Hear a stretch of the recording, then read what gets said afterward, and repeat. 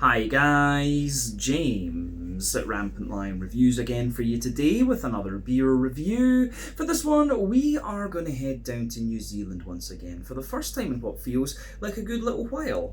Now, we're going to go to another brewery that I've never tried anything from before. These guys have been around for a few years and they seem to have built up a very good reputation for themselves, but they are a very, very small operation. So I think I was quite lucky to come across one of their beers here in Hong Kong, so I feel privileged. But this brewery, as far as I can gather, are best known for their different kinds of sour beers and wild ales. They've built themselves a very good reputation inside that little niche, but they also seem to do a number of other and more kind of conventional beer styles too, which have got a very good reputation. So hopefully we can try some of those on the channel at some point as well. But the beer that we're going to have a look at today is from the wild ale section. It's a style that I very much enjoy, one that I've been able to review a surprising number of since I came here to Hong Kong. In fact, a very pleasant surprise, I might add as well. But this one also has a little bit of a local New Zealand twist to it as well, which I'm very curious about. So needless to say, I'm really looking forward to trying this beer. Hopefully it's another good one. Hopefully it makes for an interesting review, and as always, I hope that you guys watching enjoy my take on this one as well. So yeah, for this review then, we're going to head down to New Zealand like I said. We're going to go to the South Island, Te Waiponamu, if I remember the Maori name correctly, and we are going to go to the city of Christchurch, and we're having a look at my first beer from Wilderness Brewing. So this particular beer is called Halcyon. It comes in at 8.2% ABV. I'm not sure which year this one is. It says it's bottled 2022, so I guess they will call this the 2022 vintage, because there seem to be a few different examples of this beer. But yeah, it comes in at 8.2% ABV, a Flanders red ale aged in wine barrels and brandy barrels, and then it has some plums added into it. So yeah, this should be very, very nice. But yeah, like I said, Wilderness Brewing are a very small operation, only 300 litres per batch from what I gather, and yeah, they seem really quite interesting, but they are very highly thought of. But the fact that they're so small makes it quite surprising for me that I managed to get one of their beers here in Hong Kong. This is one that I picked up from the wonderful Craftissimo in Sheung Wan over on Hong Kong Island. So if you find yourself here in Hong Kong, that is one of the beer destinations you really want to hit up, because you will find some random things like this. They've always got a good selection of beer from across the world, and yeah, I think I got the very last bottle of this one, if I'm not mistaken. But yeah, an 8.2% Flanders red ale aged in wine and brandy barrels with some local plums in it. This should be pretty damn good. So let's crack on with this one then and see how we go on. Always nice to introduce new Kiwi breweries to you here on Rampant Lion Reviews as well. So as always with my reviews then, I'll tell you a little bit about the brewery before we taste the beer. If you want to get straight to the tasting though, just fast forward. All the usual links can be found in the video description below. That's the brewery website, the link to my other reviews that I've done from, or I will do in the future, from Wilderness Brewing I should say. Very first time that these guys are featuring on the channel, hopefully not the last. But there's all the usual social media down there. If you want to see more reviews, do please consider subscribing to the channel. The support that you give is massively appreciated, and remember you can go into the channel homepage and search for beer using the geography tagging system. So just go in there, use the little search bar, put in your hometown, state, county, province, whatever you like. If I've reviewed beers from the area that you search for, they will pop up. Failing that though, you can check out the playlist of beers from different countries. You'll find this one in the New Zealand playlist, which is being quite regularly added to at the moment, not as often as I would like, but yeah, hopefully we can get down to New Zealand and get some more beers from different breweries there as well. But do make sure you check out the playlist of beers from other countries too, because there are some very interesting things on the channel these days, even if I do say so myself. But yeah, let's go on to my brewery notes then, and I'll tell you a wee bit about Wilderness Brewing for the first time then.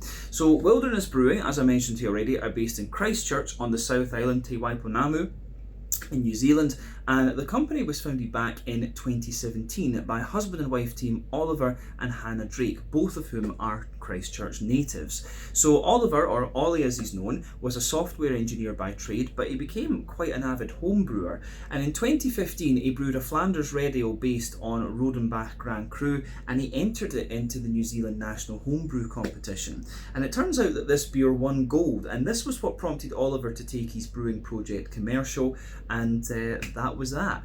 So the brewery was a self-funded venture, and it's based in a converted 3-car garage at the Drake family home, and they operate a very small 300-litre brew kit, and apparently they split their production 50-50 between sour beers and wild ales and more what they call conventional releases. They've got a few hazy IPAs and various other things in there if you have a little look at the website. But they've got a cool ship as well, which they often use with the sour beers, and they say that this helps them helps their beers embody the local terroir. And it's a very small cool ship, but you know, it really does, it's really quite an interesting thing to watch.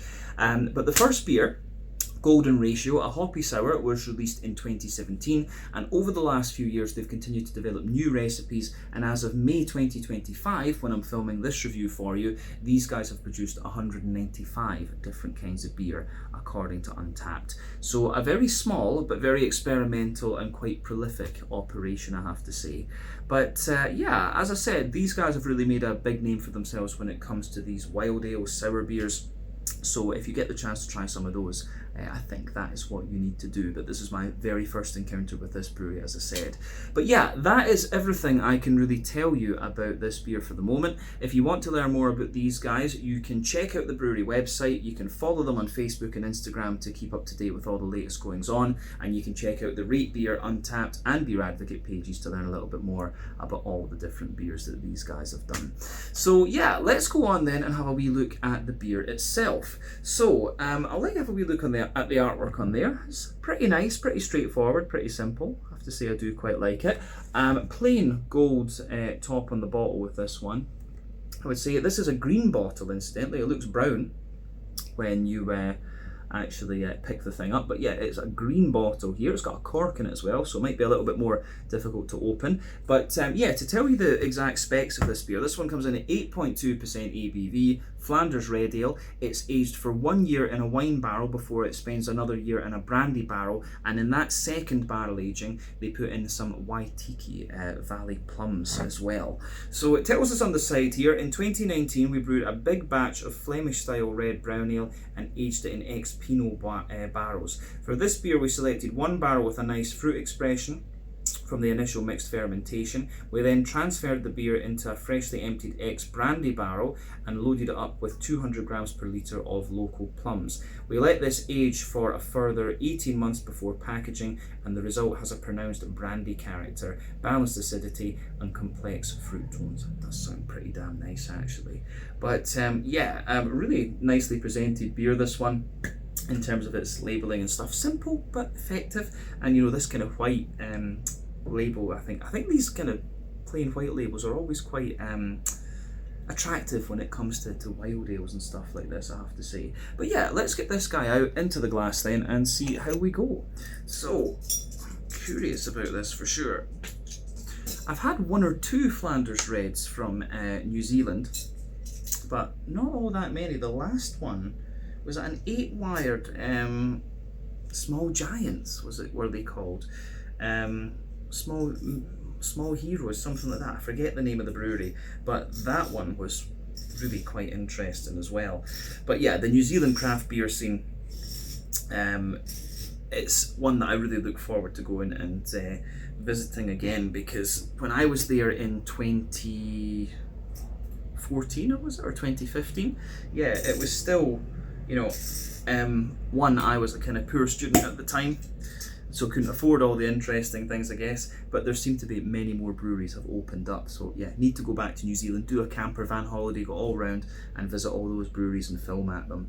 So that is one of the goals for the future. But yeah, let's get this guy out and see what we have. I should have said 375 millilitres for this one as well, incidentally. Yeah. There we go. Just a little bit of sedimentation at the bottom of this one, not a lot, but yeah, there we go. So that is the beer out and into the glass. So not much in the way of head with this one. You can see it just had a little bit of a kind of slightly beige. Yeah, you could just see that it had a slightly kind of beige foamy colour sitting on top of it. But yeah, one or two big bubbles sticking toward the side of the glass there, and a few little ones going up toward the surface of the liquid there. But yeah, colour wise, this one, it's one of the more murky Flanders red ales that I've come across, and I'm guessing that'll be due to the presence of the plums more than anything else. So yeah, if you look at that, it's got a kind of, how would we even describe that? What is it, like a light chestnut or a hazelnut type colour, something like that. So yeah, interesting stuff. But yeah, I think the haziness and the murkiness in this one is due to the use of the plums. So remember, the colour of your beer depends on a few things. One, the type of malts that you use. This goes a long way to determining your EBC rating. Two, length of your wort boil is going to play a role, because the longer you boil the wort, the more the sugar is caramelised, and thus you get a darker coloured beer. But any barrel aging that you do or adjuncts you put into the beer will affect its colour as well. And when it comes to kind of lighter coloured beers such as this one, or more brown beers if you like, I would say that the plums and the barrel potentially affect the colour of this one very, very slightly. But yeah, the appearance of this beer I think is actually pretty nice. So yeah, I've seen ones this colour before, but not quite this murky, if I remember correctly. So yeah, the murkiness is a little bit of a surprise, but the colour and things of this beer is not really. So I don't know if we really need to say anything else about the appearance of this one. You can see the glass is sweating a little bit since we brought this beer out of the fridge.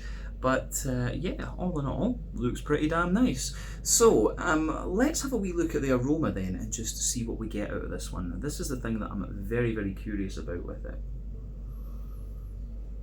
Oh, I'm going to tell you straight away, this is probably going to be pretty damn good. I love the smell of these Flanders Reds. You know, Rodenbach for me was the kind of gateway into sour beers and wild ales and all the lambics and these kind of crazy things. So yeah, here in Hong Kong as well, Yardley Brothers Brewery are very, very good at this style, which is the main reason I've tried so many Flanders Reds since I've been here in Hong Kong. But yeah, this one I have to say smells absolutely lovely. It's got everything you would want from the style: the sweetness, the little bit of sourness and vinous quality, and then you can smell the juiciness of those plums in there. It's absolutely lovely. I think this is going to be pretty awesome. I have to say that. So yeah, let's try and break this down then and describe it for you a wee bit more. The backbone of this beer is obviously that nice oaky woody character. You can smell it there. It's got a mix of like, I think there's a mix of American and kind of European oak in this one. The New Zealanders probably have their own oak, I would think, as well. So yeah, maybe the New Zealand oak is a little bit different in character from the European, but I've always said that European oak is a little bit like drier, whereas the American oak is a little bit smoother and more kind of vanilla-y, if you like. And did it say, was it a US brandy barrel? It said, or just said ex-brandy barrel.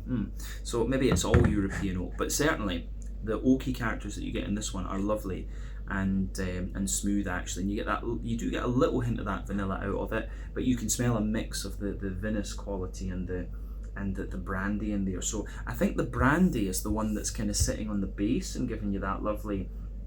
So if I remember rightly, brandy is like a wine distillate.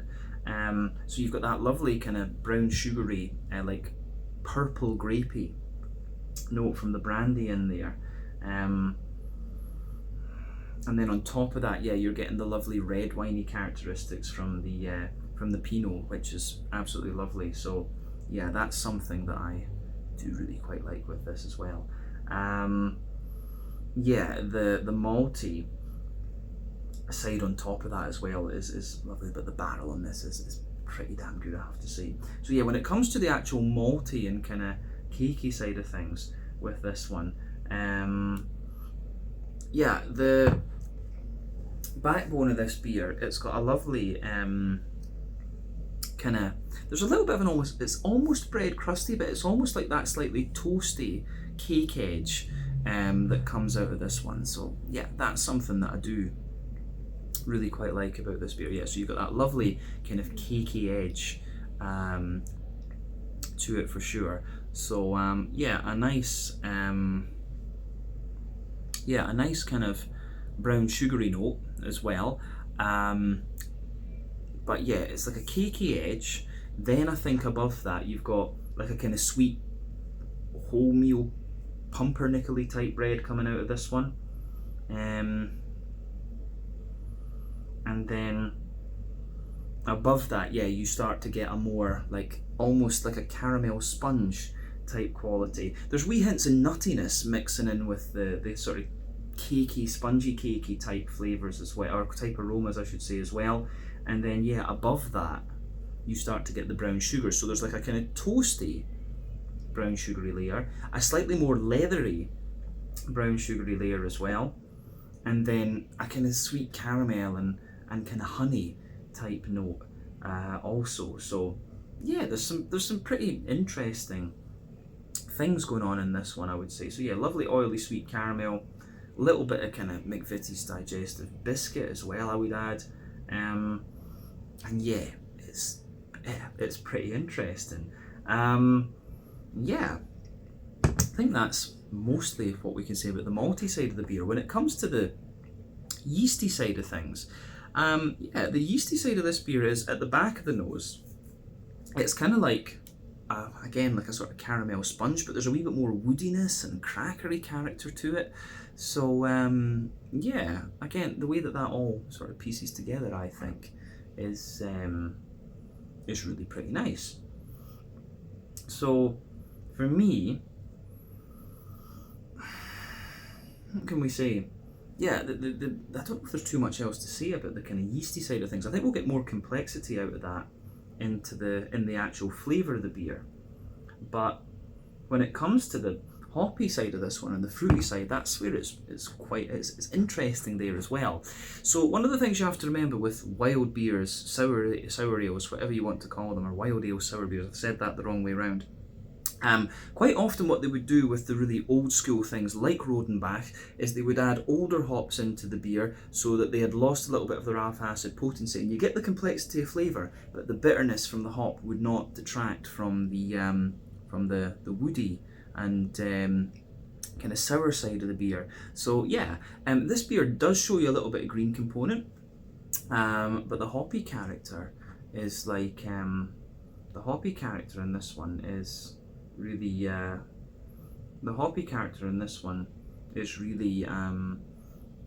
giving you just that nice little level of complexity. Yeah, so you get a little bit of earthiness, you get a wee bit of herbal character as well, and woodiness of course, but yeah, I'm still getting quite a little bit of grassiness out of it. The thing you have to remember is if this beer has been bottled in 2022 and it's been 2 years barrel aged, a lot of the hoppy characters should theoretically have dropped out of it, but I still get quite a little bit of grassiness and stuff out of this one. So yeah, a little touch of floral aromaticity, wee bit of grassiness in there. So yeah, aroma's pretty damn good. So in terms of the fruity side of this one, I get little hints of like, I get a lot of like sultana and dates out of this. Oily pear as well. Some more red fruity notes as well, like maybe little bits of fig and blackcurrant and things. But yeah, the plum obviously should be the main one, but you can smell it. So the plum sits on the top of everything, but there's other little complexities underneath there as well. So yeah, pear, date, sultana, a little bit of fig, and a wee bit of like blackcurrant. But yeah, the big oily plum sits on top of that. But the plum feels a little bit more kind of almost candied in a way, and I guess that's because it's an adjunct rather than the flavour coming from, or the aroma, sorry, coming from the hops. So yeah, all in all, it's a very nice, yeah, all in all, it is actually a very, very nice smelling beer, this one, and it gets a big thumbs up from me. So yeah, I think we can leave it at that for the aroma of this. But as I always say, take a bit of time to enjoy the aroma of your beer before you get stuck into it. That's always half the experience with craft beer, especially when it comes to something quite as quirky and unusual as this. But yeah, I think we should have a taste of this one then and see what's going on. So this one is the Halcyon, an 8.2% Flanders red ale aged in wine barrels and also in brandy barrels, and in the second barrel aging they've added some local plums into this. 8.2% ABV. This is going to be good. Let's get stuck in. Slàinte, skål, cheers, chur.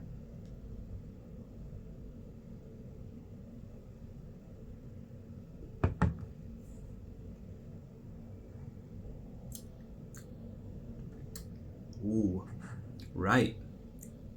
I'm going to say straight away, this one, it's a really woody, leathery, smooth Flanders red. It's not at the sweeter end of the spectrum. This one is more a kind of smooth and dry sort of, yeah, it really is a more kind of smooth and dry Flanders red, this. But I tell you something, it's really pretty damn good. So, you know, massive thumbs up to Wilderness for this. I'd be curious to try. It would have been cool to have this and try it with maybe the 2024 batch or this year's batch, the 2025 batch if it's available, because this one is 2 years old.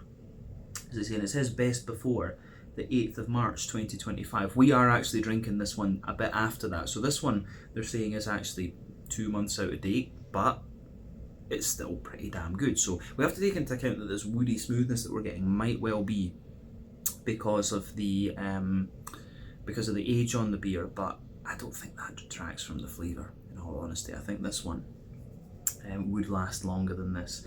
So yeah, it would have been interesting to compare this to a newer batch, but I think it's fine, in all honesty. That's one of the things with sour beers. I think they've maybe put that on there to be cautious rather than anything else. This beer is still very nice to drink.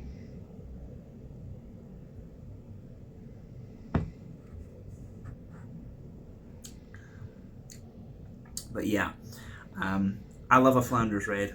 I think this is great. Let's break the flavour of this one down then and describe it for you more in depth as we always do. So yeah, backbone of this beer, middle third of your palate. Of course, you get that lovely, smooth, oaky woodiness in there, and the wood becomes a wee bit drier into the aftertaste. We can safely say that. Further forward on that middle third of your palate, you get a wee touch of vanilla and things like that. So yeah, you've got that lovely little bit of vanilla in there, and then on top of that you start to get the barrel. So I think the brandy barrel for me is the one that kind of sits on the base, and then the wine barrel sits on top of that. So yeah.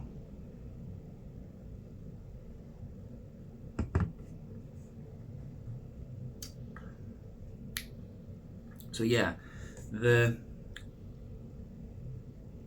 wine barrel, I think, yeah, it's a nice kind of red wine quality out there. I think that adds to the whole depth of the beer. So yeah, I think the brandy sweetness, it seems like a more kind of white grapey brandy actually. It sits on top of the wood, and on top of that, yeah, you've got the more kind of red winey type character. The next part above that, you have the next part above that, you've got that sort of cake edge that I was talking about. So yeah, that nice cakey edge that the beer has is the next layer up. Then yeah, you've got a little bit of a kind of pumpernickel-y type bread in there, like a sweet wholemeal brown bread. Then above that, you have the more kind of caramelly sponge type flavour that I was talking about. And mixed within that, you've got little elements of like cracker and yeah, there's wee elements of like cracker and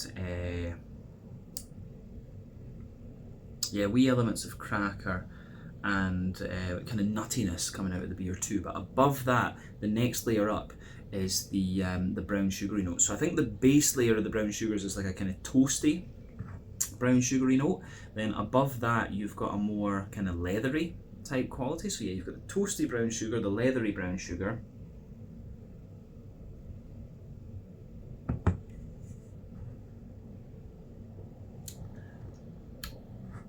So yeah, toasty brown sugar, a leathery brown sugar. Then in the dead centre of your palate, you get that nice oily circle there where you get the sweet kind of caramelly notes coming out of this one. So yeah, you've got a straight up like sweet caramel in the dead centre of your palate, and it's kind of surrounded, there's almost like a little touch of like a fudgy character around the edge, and it's a wee bit more kind of biscuity, I would say, as well. So yeah, all these notes are kind of sitting in there, and I think they go together really quite well. So again, this beer gets a big thumbs up from me. Yeah, so in terms of the the malty side of things, the middle third of the palate. I think that describes everything we need to say, but I really like how this goes together, I do. So let's go to the back third of the palate then. Remember that generally speaking, sweeter flavours come out further forward on the palate, more dry and bitter flavours come out further back. And for me, the back third of your palate tends to give similar flavours to the middle third of your palate, but just at different intensities. So yeah, the border region between middle and back third of your palate, you get that nice little bit of bready build up in there. You've got the kind of wholemeal brown bread, pardon me, in the you've got the kind of wholemeal brown bread in the base there. Then more of the kind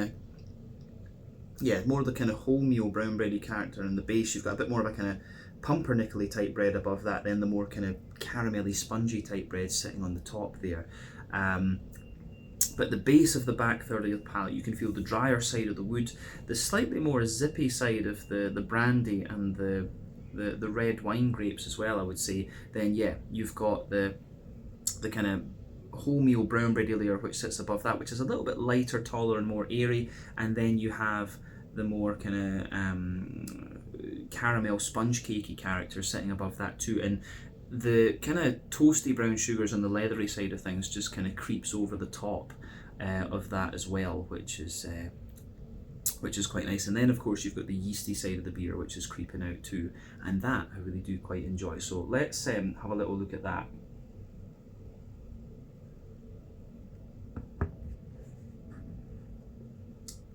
So yeah,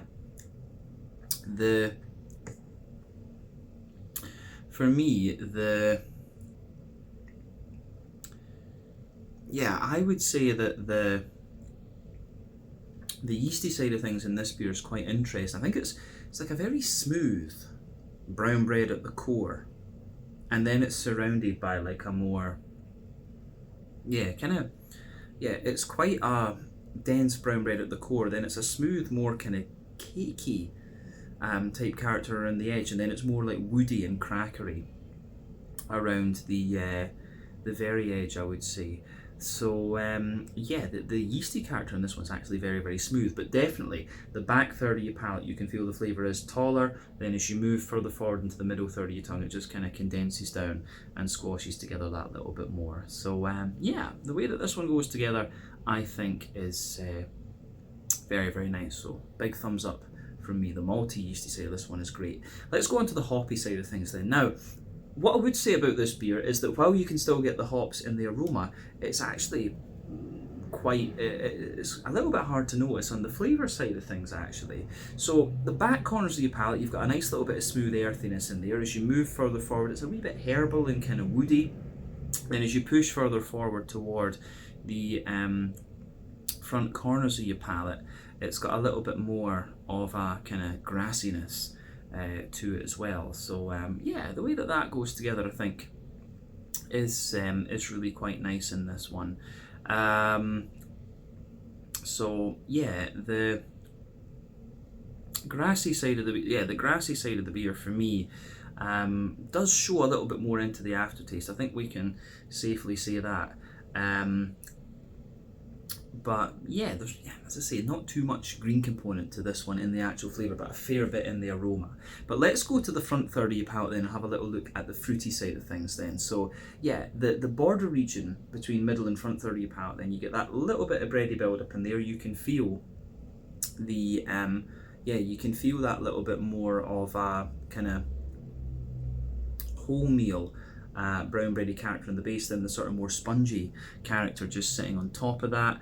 And then you can feel the base of the beer, of course, is the woody character. Then you've got the brandy and the grapes, and then wholemeal, a more kind of wholemeal brown bready character on top of that. Then the more then you've got the more caramelly spongy characters sitting above that too, which is really nice.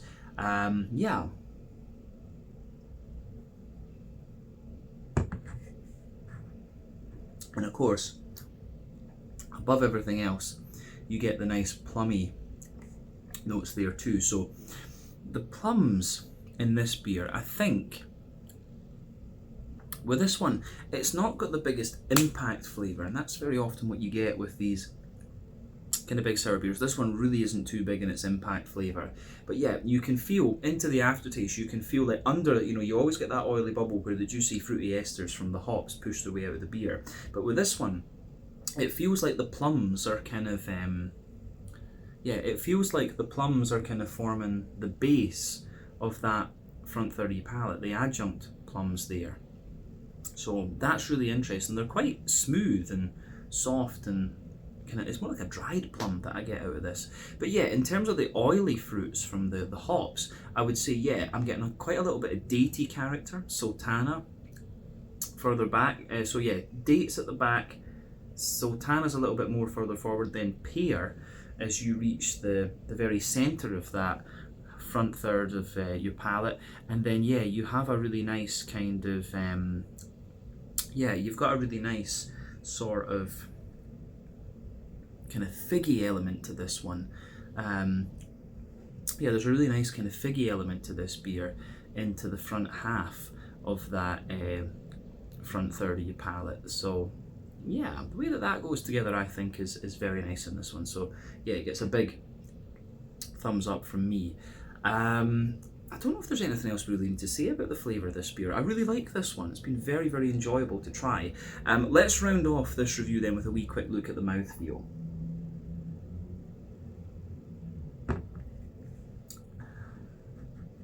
So yeah, mouthfeel wise, for me, this beer, I would say that it's kind of top end to mid bodied. The carbonation in this one is very, very smooth. It's got a lovely sort of leathery, silky mouthfeel, mix of leathery and silky mouthfeel to it, this beer. The IBU in this one I think is pretty much nil. 5 IBUs at the absolute most, I would say. The backbone of this beer, lovely and smooth and dry, gives you that nice breadiness in the middle. You've got a lovely dry sweetness sitting on top of that too, and then yeah, you've got all the really nice fruity characters coming out of this one too. So yeah, not much of a sour impact to this, but just a really enjoyable beer, and one that I certainly wouldn't hesitate to drink again. And this one really makes me want to go and try more of the Wilderness Brewing beers. So yeah, this is a brew that's absolutely worth checking out, I would say. One thing I just noticed as well before we round off the review, the cork is custom made. That's pretty cool for such a small brewery actually. So yeah, that's awesome. Yeah, very happy with this. So I think we can leave it there. This one was the Halcyon, I believe 2022 release. An 8.2% Flanders red ale, aged for a year in wine barrels, then aged for another year in brandy barrels with local plums added into it. Beautiful, beautiful beer, this one. Definitely worth trying. So once again, thank you for watching my beer reviews. Until the next time, please like, subscribe, share, all the usual YouTube stuff. Let me know your own thoughts on this beer in the comments section below. Let me know what your favourite beers are from Wilderness Brewing as well, and hopefully I will happen across more of their beers at some point in the fairly near future. But until the next time, slàinte, skål, cheers. Check out my social media, check out their social media, give me some Kiwi brewery recommendations, and we'll see what we can do on the channel. But check out another review very soon. I'll see you guys later. Ciao just now.